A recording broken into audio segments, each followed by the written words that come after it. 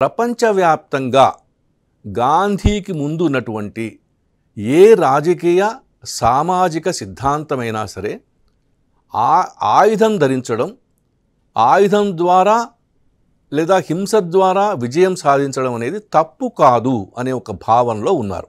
అంటే మీరు ఆయుధాన్ని ధరించవచ్చు, సాయుధ పోరాటాలు చేయవచ్చు, మీరు విజయం సాధించవచ్చు. అసలు చాలాసార్లు ఆయుధంతో జరిగినటువంటి పోరాటం దానివల్ల వచ్చిన ఫలితమే నిజమైనటువంటి ఫలితము అనేటువంటి భావన కూడా పాశ్చాత్య దేశాలలో చాలా బలంగా ఉంది.